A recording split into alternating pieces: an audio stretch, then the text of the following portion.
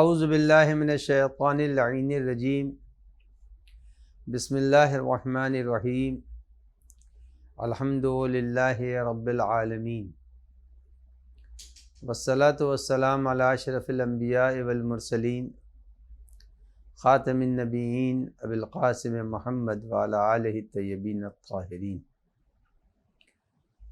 لا سیما علی الامام المنتظر واللعنۃ الدائمۃ الباقیہ علی اعدائہم اجمعین اما بعد فقد قال اللہ الحکیم فی کتابہ الکریم بسم اللہ الرحمن الرحیم اذا جاء نصر اللہ والفتح ورأیت الناس يدخلون فی دین اللہ افواجا فسبح بحمد ربک واستغفرہ انہ کان توابا صدق اللہ العلی العظیم۔ ناظرین محترم، سورہ مبارکہ نصر کے ذیل میں آپ کی خدمت میں اب تک گفتگو جاری ہے اور آئندہ بھی چند دنوں تک اسی سورہ مبارکہ کے ذیل میں گفتگو جاری رہے گی۔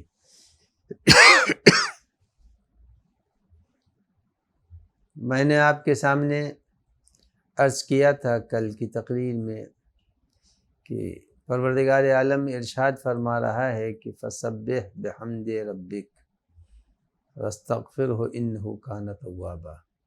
اس میں چند لفظیں اللہ نے استعمال کی ہیں۔ ایک لفظ تسبیح ہے، ایک لفظ حمد ہے، ایک لفظ رب ہے، ایک لفظ مغفرت ہے،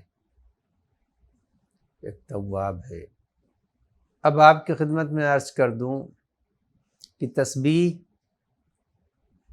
کے معنی کیا ہوتے ہیں۔ کائنات میں جتنی بھی چیزیں ہیں وہ سب اللہ کی تسبیح کر رہی ہیں۔ تسبیح کے معنی ہوتے ہیں کہ پالنے والا بے عیب ہے، کوئی بھی اس کے اندر عیب نہیں ہے۔ سبح یسبح، تسبیح کے معنی اللہ کی پاکیزگی، اس کے بے عیب ہونے کا اعلان اور اقرار کرنا۔ قرآن مجید کی آیتیں بتا رہی ہیں کہ کائنات کی ہر شے اس کی تسبیح کرتی ہے۔ یسبح للہ ما فی السماوات و ما فی الارض، جو چیز بھی زمین اور آسمان کے اندر ہے سب اللہ کی تسبیح کر رہی ہے، اور یہ اللہ کی تسبیح کرنا شان ہے بندگی کی۔ ایک بندے کی شان یہی ہے کہ وہ اللہ کی تسبیح کرے، اللہ کی بے عیب ذات کا اقرار کرتا رہے ہر وہ شے۔ اب یہاں کے اوپر مفسرین نے لکھا ہے کہ کائنات کی جتنی بھی چیزیں ہیں سب اللہ کی تسبیح کر رہی ہیں۔ یہ اور بات ہے کہ ہم اللہ کے اس کائنات کی تسبیح کو سن نہیں پاتے، لیکن یہ ان کی تسبیح ہے، ان کے اندر ایک زبان ہے جس زبان کو وہ استعمال کر رہے ہیں، مگر ہم نہیں سمجھتے۔ جس طرح سے ہم بہت سی جانوروں کی زبان کو نہیں سمجھتے، لیکن جانور زبان رکھتے ہیں، وہ آپس میں ایک دوسرے کی بات کو سمجھتے ہیں، وہ آپس میں ایک دوسرے کی بات کو سمجھاتے ہیں۔ لیکن جو لوگ کے جانوروں کا علم رکھتے ہیں اور جانوروں کی باتوں کو جانتے ہیں، وہ آج تو جانوروں پر بہت زیادہ ریسرچ بھی ہو رہی ہے اور ہو چکی ہے۔ خود بہت دور نہ جائیے، شہد کی مکھی کے حالات جن لوگوں نے جمع کیے ہیں وہ بناتے ہیں، اور امیل المومنین علی بن ابی طالب علیہ السلام نے بھی جانوروں سے متعلق نہج البلاغہ میں کچھ کا تذکرہ کیا ہے۔ مثلا چمگادڑ کا تذکرہ کیا ہے امیل المومنین علی بن ابی طالب علیہ السلام نے، شہد کی مکھی کا تذکرہ کیا ہے۔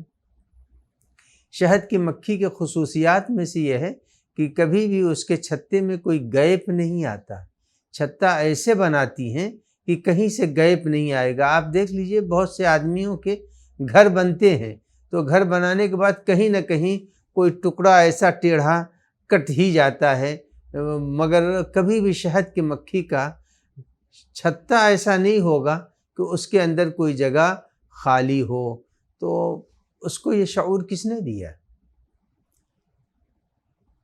ایک جانور ہے جس کے لیے کہا جاتا ہے، ماہرین بیان کرتے ہیں کہ وہ جانور انڈے دیتا ہے، جب انڈے دینے کے بعد سے ادھر انڈے دیا وہ مر جائے گا، خود بخود مر جائے گا۔ جیسے جانوروں میں بچھو ہے، بچھو عقرب کے لیے یہ ہے کہ عقرب پیدا ہوا ادھر اور اسی وقت اس کی مادہ مر جائے گی، ادھر بچے ہوئے ادھر مر جائے گی، پیٹ پھٹا اور مر گئی۔ تو معلوم یہ ہوا کہ پروردگار عالم نے جانوروں کے اندر بھی عقل و شعور دیے ہیں۔ اب ایک نمایاں سی بات، آج اللہ نے جو عقل دی ہے اس سے وہ جانور پہچانتے ہیں۔ ہزاروں لاکھوں کروڑوں بکریاں ایسی ہیں جنہوں نے کبھی عمر میں شیر کو دیکھا ہی نہیں، شیر جانتی ہی نہیں کس کو کہتے ہیں، پلی بڑھی جوان ہوئی کٹ گئی ختم ہو گئی، انہوں نے شیر کو نہیں دیکھا۔ لیکن اگر کسی بھی بکری کے سامنے شیر آ جائے گا، پہلی بار آ جائے گا تو وہ اس سے پہچان لے گی اور اس کو اپنا دشمن سمجھتی ہے۔ تو یہ شعور کس نے دیا؟ یہ شعور پروردگار عالم نے اس کو دیا ہے، یہ عقل اس کو اللہ نے دی ہے، یہ معرفت اللہ نے اس کو دی کہ یہ شیر ہمارا دشمن ہے۔ اور بھی میں مثالیں دے سکتا ہوں، آپ یہ دیکھ لیجئے کہ اگر چیل آ جائے اور 10 کبوتر بیٹھے ہوئے ہیں، جیسے ہی چیل آئی فوراً یہ کبوتر اڑ جائیں گے۔ کبوتروں کو یہ عقل و شعور کس نے دیا کہ یہ تمہارا دشمن ہے؟ معلوم یہ ہوا کہ جانوروں میں بھی عقل ہے، شعور ہے، پہچان ہے، ہمیں آپ کو نہیں معلوم۔ لیکن آپ دیکھ لیجئے کہ ایک کبوتر اپنی مادہ کو پہچانتا ہے، چاہے ہم نہ پہچان سکیں یہ اس کے نر اور مادہ میں یہ کس کی مادہ ہے، اس کبوتر کی مادہ ہے یا اس کی مادہ ہے، لیکن وہ پہچان رہے ہیں آپس میں۔ تو عزیزان گرامی، اس ساری مثالوں سے یہ بات سامنے آ جاتی ہے کہ جانوروں میں بھی عقل ہے، جانوروں میں بھی پہچان ہے، جانوروں میں بھی شعور ہے۔ تو اسی طرح کائنات کی ہر چیز میں شعور ہے۔ ہم بے جان سمجھتے ہیں، ہم سمجھتے ہیں کہ درختوں میں شعور نہیں ہے، ہم سمجھتے ہیں کہ پتھر کے ٹکڑوں میں شعور نہیں ہے، لیکن اس کی مثال قائم کر دی ہے اہل بیت عصمت و طہارت نے۔ سنتے رہتے ہیں، ہزاروں مرتبہ کا سنا ہوا واقعہ ہے، بس ایک اشارہ کر دوں کہ پیغمبر کے ہاتھوں پر اگر سنگریزے اور پتھر کے چھوٹے چھوٹے ٹکڑے آ جاتے تھے تو وہ تسبیح کرتے تھے۔ تسبیح کرتے یعنی ان میں صلاحیت تسبیح تھی، وہ تسبیح کرتے تھے۔ پیغمبر نے سنا، سمجھ بھی گئے، لیکن ہم کو پتہ چلا کہ پیغمبر کے ہاتھوں پر تسبیح کر رہے ہیں سنگریزے۔ تو سنگریزوں میں بھی زبان ہوتی ہے، ہم ان کی زبان کو نہیں سمجھتے۔ جانوروں میں بھی زبان ہوتی ہے، ہم ان کی زبان کو نہیں سمجھتے۔ جانوروں میں بھی پہچان ہوتی ہے، ہم ان کی پہچان کو نہیں سمجھتے۔ اسی کو قرآن مجید بیان فرما رہا ہے، یسبح للہ ما فی السماوات وما فی الارض، کہ کائنات میں ہر چیز اللہ کی تسبیح کر رہی ہے، کوئی چیز ایسی نہیں ہے جو اللہ کی تسبیح نہ کر رہی ہو۔ خاموشی سے ہم سن رہے ہیں کہ انسان بول رہا ہے، لیکن نہیں، امام محمد باقر علیہ السلام کی گھر کے اندر ایک درخت تھا، اس درخت کے اوپر چڑیے چہچہا رہی تھی۔ جب چڑیے چہچہا رہی تھی، امام کا ایک صحابی وہاں کے اوپر اس وقت موجود تھا۔ جب موجود تھا تو اس نے چڑیوں کو چہچہاتے ہوئے دیکھا۔ امام ہی نے سوال کیا کہ تم سمجھ رہے ہو یہ چڑیے کیا کہہ رہی ہیں؟ تو کہا مولا صبح کا وقت ہے، چہچہا رہی ہیں چڑیے۔ تو امام نے فرمایا کہ نہیں، ایسا نہیں ہے، یہ چڑیے چہچہا نہیں رہی ہیں، بلکہ یہ چڑیے اس گھر میں آ کر یہ اعلان کر رہی ہیں کہ پالنے والے میری روزیوں کو بڑھا دیں، میری رزق میں وسعت، عنایت فرما دے، آج کا مجھے رزق عنایت فرما۔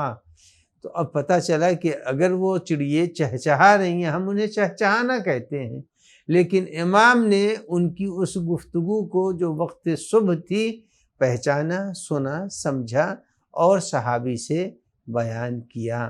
تو اب یہ نہیں کہہ سکتے کہ پرندے کی چہچہانے کے معنی خاموشی ہے یا ان کا کوئی مفہوم نہیں ہے، نہیں، پرندے چہچہا رہے ہیں اگر وقت صبح تو گویا اپنے رب سے مطالبہ رزق کا کر رہے ہیں۔ اسی طرح پرندے ہوں یا چرند ہوں یا درند ہوں، یعنی درندے جو چیر پھاڑ کر دیتے ہیں جیسے شیر ہے، بھالو ہے، ان کی بھی ایک زبان ہوتی ہے، ان میں بھی ایک مفہوم ہوتا ہے۔ اب اس کی بھی ایک مثال میں دے دوں آپ کو۔ مسجد کوفہ میں ایک دروازہ تھا، اب بھی ہے، پہلے مٹا دیا گیا تھا، اب ہے۔ اس دروازے کا نام تھا باب ثعبان۔ ثعبان کہتے ہیں اژدہے کو، ہندی میں اسے اجگر بولتے ہیں۔ اس اژدہے کے نام سے وہ دروازہ مشہور ہو گیا تھا۔ اب جو دروازہ مشہور ہوا تو کیوں مشہور ہوا؟ چونکہ اسی دروازے سے جب امیر المومنین حاکم کوفہ تھے تو ایک دن مسجد میں تشریف فرما تھے، تو اس دروازے سے ایک بہت بڑا اژدہا آیا۔ وہ صحرا و جنگل اس وقت تھا، آج بھی بہت زیادہ آباد نہیں ہے، بہت حد تک آباد ہو چکا ہے۔ تو ایک اژدہا آیا اور آنے کے بعد اس اژدہے کو جو لوگوں نے مسجد میں آتے دیکھا تو ادھر ادھر سب ہٹ گئے، لیکن امیر المومنین کے قریب وہ آیا، اور جب آیا ہے تو آنے کے بعد اس اژدہے نے اپنا سر اٹھایا، امیر المومنین نے سر کو جھکا دیا، تو اس نے آ کے امیر المومنین کے کان میں کچھ کہا، تو اس دروازے کا نام ہی باب ثعبان بن گیا، یا اژدہے والا دروازہ۔ لیکن حاکم شام نے اس دروازے پر لا کر کے ایک ہاتھی بندھوا دیا، چونکہ جب بھی ثعبان باب ثعبان کا نام آتا تھا تو امیر المومنین کی یاد آتی تھی، اچھا یہی وہ دروازہ ہے جس سے ایک اژدہا آیا تھا اور علی ابن ابی طالب نے گفتگو کی تھی۔ تو امیر المومنین کی دشمنی میں اس نے وہاں کے اوپر ایک تاریخ میں تو یہی ہے کہ ہندوستان سے منگوایا تھا ہاتھی، اور منگوا کر کے ہاتھی کو وہاں کو باندھ دیا۔ اب جو باندھ دیا تو اب اس دروازے کا نام باب ثعبان کے بجائے باب الفیل ہو گیا، ہاتھیوں والا دروازہ۔ لیکن ماشاءاللہ جب چند برسوں پہلے اللہ نے مومنین کو توفیق دی وہاں جانے کی، تو اب پتہ چلا کہ نہیں، اب پھر وہ باب ثعبان ہی ہو گیا ہے۔ تو باب ثعبان تو جانوروں کی بھی ایک زبان ہے، پرندوں کی بھی ایک زبان ہے، ذروں کی بھی ایک زبان ہے۔ میں نے 3 مثالیں دے دیں۔ جمادات میں سے ذرے تھے جو بول رہے تھے دستے نبی اکرم پر۔ میں نے نبات میں ایک مثال آپ کے سامنے پیش کر دی کہ پیغمبر نے فرمایا تھا صرف اگر کہو تو میں اس درخت سے کہوں یہ اپنی جگہ سے چلنے لگے گا، پیغمبر نے فرمایا اور وہ اس نے جگہ چھوڑی۔ اب معلوم ہوا کہ جمادات میں بھی صلاحیت ہے، نباتات میں بھی صلاحیت ہے، وہ بھی سنتے ہیں، سمجھتے ہیں، اور اسی کے ساتھ ساتھ حیوانات میں بھی صلاحیت ہے۔ اب حیوانات میں نے 2 آپ کو جانوروں کا ذکر کر دیا۔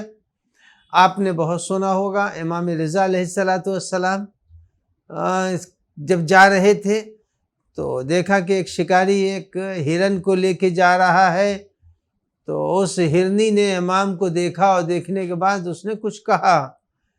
امام نے صیاد اور شکاری سے کہا کہ اس کو چھوڑ دو، یہ کہہ رہی ہے کہ اس کے 2 بچے اس کا انتظار کر رہے ہیں اور یہ دودھ پلا کے واپس آ جائے گی۔ اب معلوم یہ ہوا کہ حیوانات میں حلال گوشت کا ذکر بھی ہو گیا۔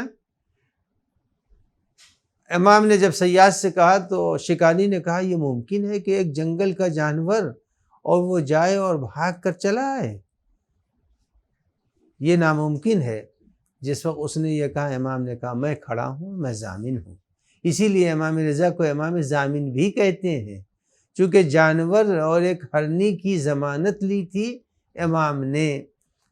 تو وہ ہرنی گئی جنگل میں دوڑتی ہوئی، اور جتنا وقت اس نے مانگا تھا اس سے پہلے وہ اپنے 2 بچوں کے ساتھ واپس آ گئی۔ جیسے ہی 2 بچوں کے ساتھ واپس آئی تو امام کھڑے رہے، صیاد نے دیکھا کہ ہرنی واپس آ رہی ہے اور 2 بچوں کو لے کے آ رہی ہے۔ تو اس گفتگو کا میں خلاصہ اپنے انداز میں کر دوں کہ پھر صیاد نے جب دیکھا کہ ہرنی 2 بچوں کو لے کے آ رہی ہے تو امام نے فرمایا تم نے جو وقت لیا تھا اس سے بہت پہلے آ گئی۔ تو ہرنی نے جواب میں امام سے فرمایا کہ مولا، میں نے جب اپنے بچوں سے کہا جلدی جلدی دودھ پی لو چونکہ امام انتظار کر رہے ہیں، تو بچوں نے دودھ چھوڑ دیا، کہا میں بھی آپ کے ساتھ چل رہی ہوں۔ تو معلوم ہوا کہ ذرے بھی تسبیح کرتے ہیں، ان کی بھی ایک زبان ہے، درخت بھی جانتے ہیں اور حیوان بھی جانتے ہیں، رینگنے والے حیوانات میں اژدہا بھی جانتا ہے کہ کس سے کیا بات کرنی چاہیے۔ تو گویا کہ کائنات میں اب قرآن نے جو کہا یسبح للہ ما فی السماوات و ما فی الارض، کائنات میں جتنی بھی چیزیں ہیں سب اللہ کی تسبیح کر رہی ہیں۔ تو اب جمادات میں بھی تسبیح کا ثبوت مل گیا، حیوانات میں بھی تسبیح کا ثبوت مل گیا، حیوانات میں حلال گوشت کے بھی ثبوت مل گیا، اور رینگنے والے جانوروں کے اندر بھی گفتگو کا ثبوت مل گیا۔ تو اب پتہ چلا کہ کائنات میں ہر چیز اللہ کی تسبیح کر رہی ہے۔ یہ اور بات ہے، مثلا اگر میرے سامنے کہیں کے اوپر بہت سی جگہوں پر یہ اتفاق ہوا ہے، اور ہمارے ناظرین کے ساتھ بھی یہ ہوتا ہے، اگر کوئی شخص کسی ایسی اسٹیٹ میں پہنچ گیا جہاں کی ایک مخصوص زبان ہے اور وہ اس زبان کو نہیں سمجھ سکتا ہے، مثلا چلا گیا چائنا چلا گیا، وہ زبان کی وہاں کو نہیں جانتا، تو وہ زبان نہیں جانتا، مگر زبان جاننے والے تو جانتے ہیں کہ یہ کیا کہہ رہا ہے۔ تو کائنات میں ہر چیز تسبیح کرتی ہے، ہم اس کی زبان کو نہیں سمجھ سکتے، لیکن جو امام وقت ہوتا ہے، جو ولی امر ہوتا ہے، جو پروردگار کا نمائندہ ہوتا ہے، وہ ان زبانوں کو سمجھتا ہے۔ لہٰذا تاریخ انسانیت میں یہ ساری کی ساری گفتگو محفوظ ہے۔ لہٰذا ہم کو تاریخ میں یہ بھی ملتا ہے کہ جس وقت جناب آدم علیہ السلام کو اللہ نے زمین پر بھیجا، یہ بات ذہنوں میں میرے ناظرین کے نہ رہے کہ جناب آدم نے کوئی گناہ کیا تھا اور گناہ کی وجہ سے وہ زمین کے اوپر بھیج دیے گئے تھے۔ معصوم سے گناہ نہیں ہوتا، معصوم سے کوئی خطا نہیں ہوتی، یہ ہمارے عقائد کے مسلمات میں ہے کہ معصوم سے کوئی خطا اور گناہ نہیں ہوتا کسی صورت سے۔ اب یہ بات ہے کہ اللہ نے فرمایا تھا کہ لا تقربا هذه الشجرہ، اے آدم اس شجرہ کے قریب نہ جائیے۔ تو میں اس کی وضاحت کر دوں کہ بہت سی چیزیں بہت سی جگہوں پر کی جاتی ہیں اور ہر جگہ کے اوپر وہ حکم نافذ نہیں ہوتا۔ مثلا مثال دے رہا ہوں، اس کو ہر شخص میرے ناظرین ذہن میں رکھ لیں۔ انسان جب زندہ ہے تو زندہ رہنے کے بعد بھی جب تک یہاں پر ہے تو اس پر روزہ واجب ہے، لیکن نماز واجب ہے۔ اچھا انتقال کر گیا تو عالم برزخ بھی تو ایک دنیا ہے کہ نہیں ہے؟ جب عالم برزخ ہے تو اب عالم برزخ میں وہاں کے اوپر یہ واجبات جو اس دنیا کے ہیں وہ مرنے کے بعد نہیں ہیں۔ مرنے کے بعد نماز واجب نہیں ہے، مرنے کے بعد روزہ واجب نہیں ہے، جبکہ وہ دنیا ہے، اللہ رب العالمین ہے اور عالم برزخ ہے، من ورائہم برزخ الی یوم یبعثون۔ قرآن مجید ارشاد فرما رہا ہے۔ تو اب پتہ چلا کہ ایک دنیا ہے، لیکن اس دنیا کے اندر یہ حکم پایا جا رہا ہے۔ اچھا ہمارے یہاں اب آسان اور مثال دے دوں، ہمارے یہاں حکم یہ ہے کہ صبح صادق سے روزہ شروع ہوگا اور غروب آفتاب کے یقین تک یعنی غروب ہو جائے، سورج ڈوب جائے اور سرخی جب پورب سے پچھم کی طرف چلی جائے تو پھر اس وقت تو یقین ہو جاتا کہ اب سورج ڈوب گیا اور ہم لوگوں کو روزہ کھول لینا چاہیے۔ تو یہ حکم علامت کہاں کے لیے ہے؟ جب ہم زمین کے اوپر ہوں۔ لیکن ایک وقت وہ آتا ہے اسی دنیا میں بہت سے نارتھ پول اور ساؤتھ پول کا جن لوگوں نے نام سنا ہے، وہاں کے اوپر رات ہوتی ہی نہیں، بہت تھوڑی دیر کے لیے رات ہوتی ہے، بس ایک سحر کے جیسا اندھیرا ہوا اور اس کے بعد پھر سورج نکل آیا۔ تو اب وہاں کے اوپر کا حکم الگ ہے، ہمارے یہاں کا حکم الگ ہے۔ تو جس طرح سے حکم علاقوں کے اعتبار سے بدلتے رہتے ہیں، پروردگار عالم نے جناب آدم کو جو حکم دیا تھا وہ یہ دنیا نہیں تھی، لہذا وہاں کے اوپر جو حکم تھا اس میں نہ حرام کا پہلو تھا، نہ اس کے اندر مکروہ کا پہلو تھا، نہ اس کے اندر استحباب کا کچھ بھی نہیں۔ اللہ نے کہہ دیا کہ لا تقرب هذه الشجرہ۔ اچھا، جناب آدم کی کوئی خطا بھی نہیں تھی۔ اب میں اس کو یوں بتاؤں کہ قرآن مجید کہتا ہے وقاسما، قسم کھائی، وقاسما لہما ابلیس نے ان دونوں کے سامنے قسمیں کھائیں اللہ کے نام کی۔ جب اللہ کے نام کی تو جناب آدم نے کوئی خطا نہیں کی تھی، اللہ کے نام کا احترام کیا تھا۔ اس احترام کی بنیاد پر جناب آدم علیہ السلام نے یقین کر لیا ابلیس کی بات پر۔ اسی کو امیر المومنین نے فرمایا کہ باعل یقین بشک۔ بہرحال تو جو بات میں عرض کر رہا تھا کہ کائنات میں ہر شے تسبیح اللہ کی کرتی ہے، اور جناب آدم علیہ السلام کے حالات زندگی میں ملتے ہیں کہ جس وقت وہ دنیا میں آئے تو ان کے گریے کو دیکھ کر یہ ہرن جس کو کہا جاتا ہے وہ ادھر ادھر آ کر کے بیٹھ گئے، اور بیٹھ کر کے جناب آدم علیہ السلام کو دیکھنے لگے۔ اب جب دیکھ رہے ہیں جناب آدم رو رہے ہیں، جناب حوا کی جدائی بھی ہے، تو کچھ دھیرے دھیرے جانور یہ ہرن جو تھے وہ قریب آنے لگے۔ جب قریب آنے لگے تو ایک دو ہرن جب قریب آئے اور بھڑکے نہیں اور ڈرے نہیں، تو آدم علیہ السلام نے ان کے پشت پر ہاتھ پھیرا۔ جب ہاتھ پھیرا تو اس کا اثر یہ ہوا کہ ان کے بدن میں خوشبو پیدا ہو گئی، اور مشک نافع جو بولا جاتا ہے وہ خوشبو پیدا ہوئی، اور اس خوشبو کا اثر یہ ہوا کہ جب وہ گزرتے تھے اپنے جھنڈ میں تو ان میں سے خوشبو نکلتی تھی، تو اس صنف کے ہرن پوچھتے تھے یہ خوشبو تم کو کہاں سے ملی؟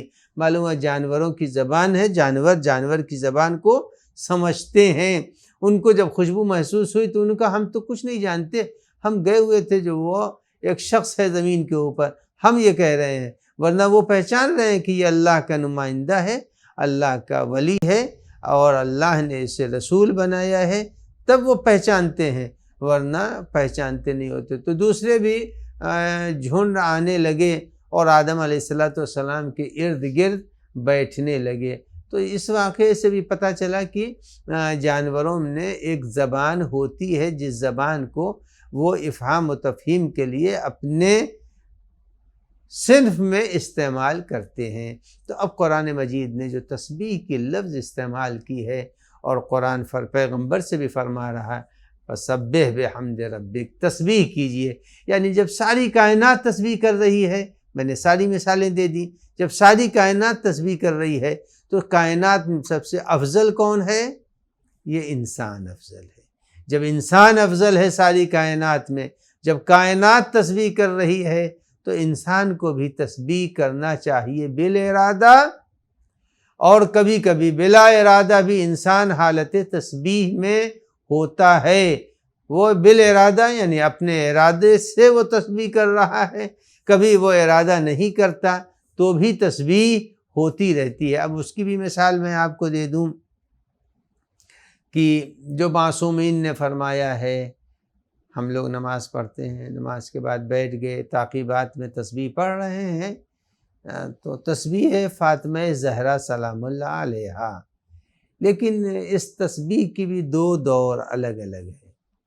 پہلے میں پہلے دور کو بیان کر دوں، اس کے بعد دوسرے دور کو بیان کروں گا کہ جو بات میں نے کہی، کبھی تسبیح انسان ارادتاً کرتا ہے اور کبھی اس نے ارادتاً تسبیح نہیں کی مگر اس کو ثواب تسبیح ملتا رہتا ہے۔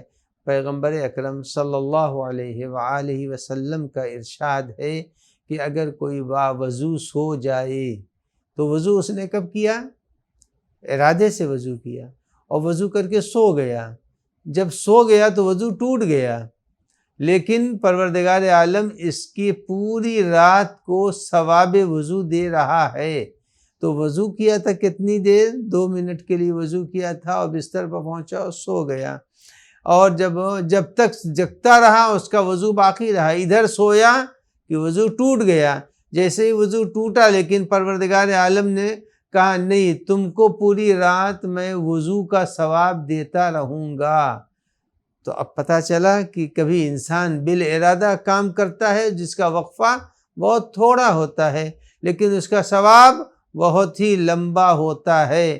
تو اب بالارادہ انسان، اب یہ تسبیح جو کائنات کر رہی ہے، ہم اس کائنات کا ایک حصہ ہیں، لہٰذا ہم پر بھی اس تسبیح کا اختیاری عمل ہونا چاہیے۔ ہم کو چاہیے ہم کریں، اور کائنات کر رہی تو ہم کو بھی کرنا چاہیے، اور اگر ہم نہیں کر رہے ہیں تو اس کے معنی یہ ہیں کہ کائنات جب کر رہی اور ہم نہیں کر رہے ہیں تو کائنات کے سب سے ذلیل اور سب سے حقیر اور سب سے پست اگر کوئی مخلوق ہے تو وہ ہم ہیں جو اپنے رب کی تسبیح نہیں کر رہے ہیں۔ جب تسبیح کی بات آئی تو کم سے کم تسبیح میں اتنا ذہن میں رہنا چاہیے کہ تسبیح فاطمہ زہرا سلام اللہ علیہا یہ یاد دلاتی ہے عظمت فاطمہ زہرا سلام اللہ علیہا کی۔ اس کے لیے 2 روایتیں مشہور ہیں اور وہ ہمارے ناظرین کے ذہنوں میں محفوظ بھی ہیں، کہ ایک تو یہی روایت ہے کہ فاطمہ زہرا سلام اللہ علیہا کام گھر کا کرتے کرتے خستہ ہو چکی تھیں۔ وہ چاہ رہی تھیں کہ پیغمبر سے ذکر کریں کہ کوئی ایک ملازمہ کا انتظام ہو جائے، تو وہ گئیں اسی ارادے سے، لیکن قبل اس کے کہ وہ اپنے مدعا اور اپنی خواہش کا اظہار کرتی، پیغمبر اکرم نے فرمایا کہ اگر کوئی شخص اس طرح سے ذکر کرے، وہ کیسے؟ جیسے ہم روزمرہ میں تسبیح پڑھتے ہیں کہ تسبیح فاطمہ زہرا، پہلے اللہ اکبر کہا، اگر ہم نے اس طرح سے تسبیح کہا تو پھر جناب معصومہ واپس آ گئیں۔ ایک دوسری روایت ہے کہ جب ستارہ چلا تھا تو شہزادی نے ستارے کو دیکھا، اور اس وقت انہوں نے جب ستارہ چلا تو انہوں نے اس وقت اللہ اکبر کہا، اور جب آ کے ٹھہرا رہا تو اس وقت انہوں نے دوسرا ذکر کیا، اور جب وہ پھر بلندی کے طرف جانے لگا تو پھر شہزادی نے تسبیح کا تیسرا ذکر کیا۔ تو اب پتہ چلا کہ تسبیح کس کی ایجاد ہے؟ تسبیح فاطمہ زہرا اسی لیے بولا جاتا ہے۔ تو بہرحال ہمارا جو مقصد تھا کہ سب کائنات تسبیح کر رہی ہے۔ اب آئیے، قرآن مجید نے پھر ایک بات کہی، یسبح الرعد وبحمدہ، یسبح الرعد، اور قرآن کہتا ہے کہ رعد یہ بجلی جو چمکتی ہے کڑک، تو کہتے ہیں یسبح الرعد وبحمدہ والملائکۃ من خیفتہ، کہتے ہیں ملائکہ بھی یہ تسبیح کہتے ہیں، رعد اور بجلی بھی تسبیح کہتی ہے۔ تو اب عزیزان گرامی، بجلی بھی تسبیح الہی کہہ رہی ہے، تو کائنات کا ذرہ ذرہ اللہ کی تسبیح میں مشغول ہے۔ اب آئیے، تسبیح میں سب سے ذکر اعلیٰ جو ہے وہ تسبیحات اربعہ کا ہے۔ تسبیحات اربعہ جو روزمرہ کے ذکر میں اور تعقیبات میں ہے، وہ ہے سبحان اللہ والحمد للہ ولا الہ الا اللہ واللہ اکبر، یہ ہے تسبیحات اربعہ۔ تو ایک شخص نے امام جعفر صادق علیہ السلام سے پوچھا کہ تسبیحات اربعہ کیوں اس کو 4 تسبیح کہتے ہیں؟ اربعہ مانے 4، تسبیحات اربعہ۔ تو امام نے فرمایا، اس کی وجہ امام نے بتائی۔ اس کی وجہ کیا ہے؟ 4 کیوں کہتے ہیں؟ سبحان اللہ ہے 1، الحمدللہ ہے 2، سبحان اللہ والحمدللہ ولا الہ الا اللہ 3، اور اللہ اکبر 4۔ تو کہتے ہیں کہ یہ 4۔ تو اس نے پھر سوال کیا امام سے کہ مولا یہ بتائیے کہ یہ تسبیحات 4 ہی کیوں ہے؟ 5 بھی ہو سکتی تھی، 3 بھی ہو سکتی تھی، یہ 4 ہی کیوں ہے؟ یعنی تسبیح ہے، تحمید ہے، تحلیل ہے، تکبیر ہے۔ بس اس کو یوں امام نے فرمایا کہ تسبیح ہے، تحمید ہے، اس کے بعد تکبیر ہے، تحلیل ہے، پھر تکبیر ہے، اللہ اکبر۔ تو اب یہ 4 کیوں ہے؟ تو امام نے فرمایا کہ اس کی وجہ یہ ہے کہ سوال جو امام سے اس نے کیا تو امام نے انتہا تک اس کو پہنچا دیا۔ اس کے سوال کی ابتدا اور امام کے جواب کی انتہا، وہ دونوں کے اندر ایک مشابہت پائی جا رہی تھی۔ وہ مشابہت کی طرف میں اشارہ آغاز گفتگو سے کر دوں۔ آغاز گفتگو میں امام سے اس نے یہ ایک سوال کیا تھا، وہ یہ تھا کہ مولا یہ بتائیے کہ خانہ کعبہ چوکور کیوں بنا ہے؟ خانہ کعبہ چوکور کیوں بنا؟ ہو سکتا تھا کہ چوکور نہ بنتا، کسی اور اسٹائل سے بنتا، 6 والا بن جاتا، 5 والا بن جاتا، کونا بن جاتا۔ یہ 4 ہی کونے کیوں ہیں؟ اور جو لوگ بھی مکہ مکرمہ مشرف ہوئے ہیں وہ جانتے ہیں کہ ایک کونا ایسا ہے جس کے اوپر حجر اسود نصب ہے۔ اچھا دیکھیے، اس حجر اسود کی جب بات آئی تو میں اپنے ناظرین کو یہ بتا دوں کہ حجر اسود، حجر مانے ہوتے ہیں پتھر کے، اسود کہتے ہیں کالے کو، یعنی یہ کالا پتھر ہے۔ جب یہ کالا پتھر ہے تو بہرحال جب اللہ کسی کو عزت دیتا ہے تو وہ اس کی عزت کو کوئی گھٹا نہیں سکتا۔ ساری دنیا کے مسلمان آتے ہیں اس حجر اسود کے اوپر جا کر کے بوسے دیتے ہیں، اسے چومتے ہیں۔ بہت سے مومنین ہیں جن کو اللہ نے یہ شرف بخشا ہے، اور آپ لوگ ٹی وی پر بھی دیکھتے رہتے ہیں کہ کس طرح سے جوق در جوق لوگ جاتے ہیں۔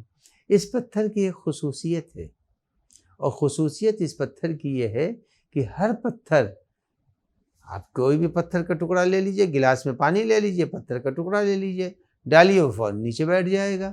لیکن یہ وہ واحد پتھر ہے جو پانی میں تیرتا ہے، پانی میں ڈوب نہیں سکتا۔ حجر اسود وہ پتھر ہے جو پانی میں ڈوبتا نہیں ہے، پانی میں تیرتا ہے جیسے لکڑی تیرتی ہے۔ تو عزیزان گرامی، اس پتھر کی ایک خوبی یہ ہے۔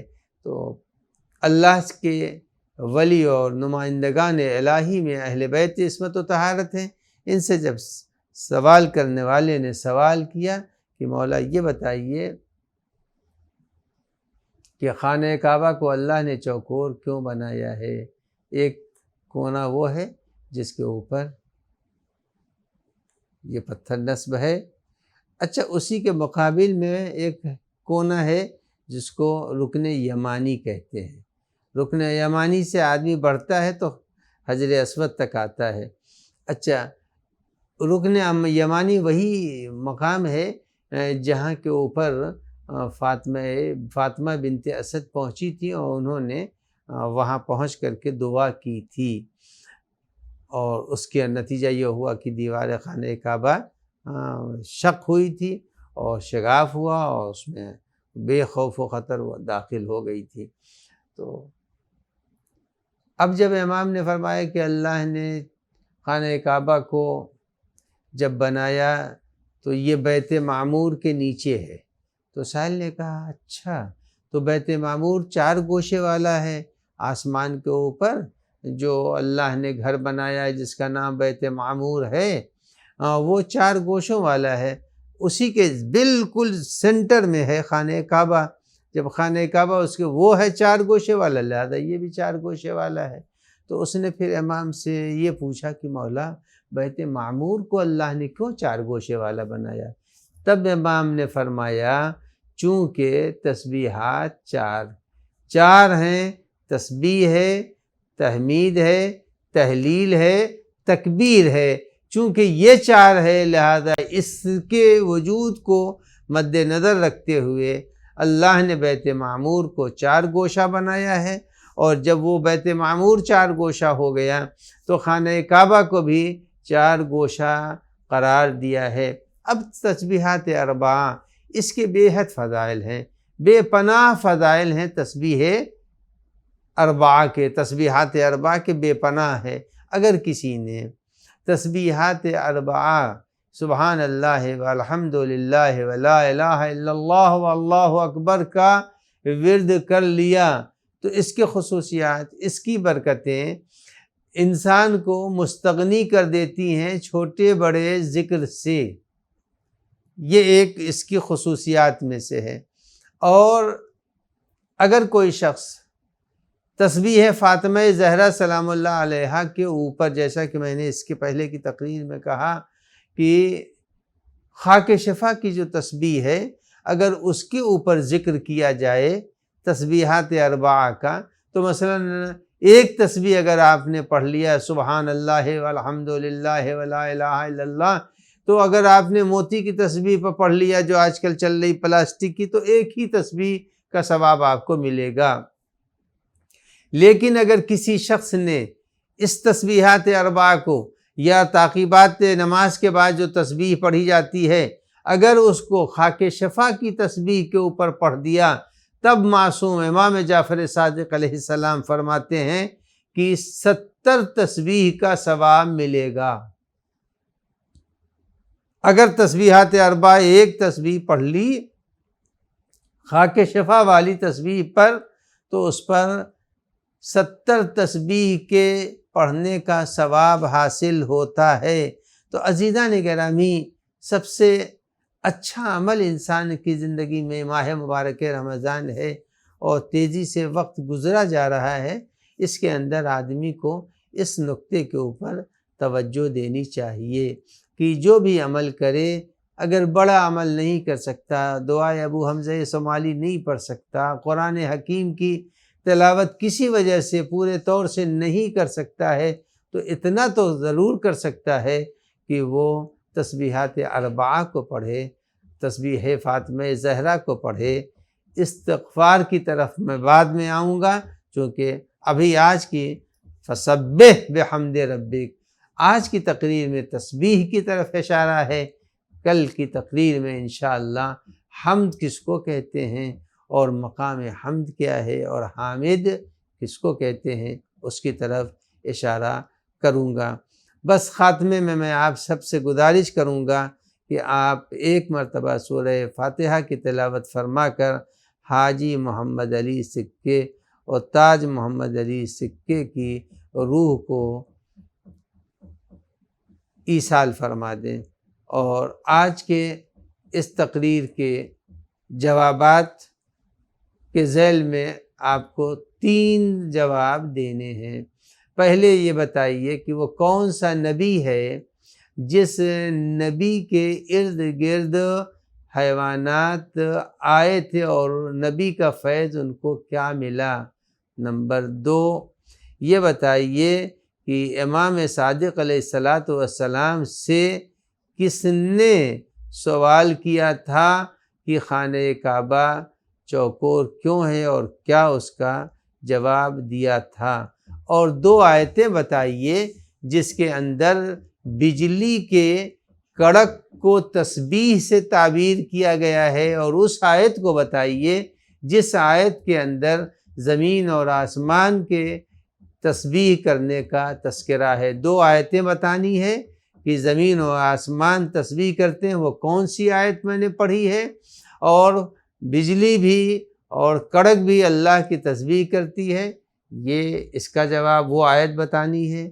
تیسرے وہ کون سا نبی ہے جس کے ارد گرد جانور آئے تھے۔ والسلام علیکم ورحمۃ اللہ وبرکاتہ۔ بسم اللہ الرحمن الرحیم۔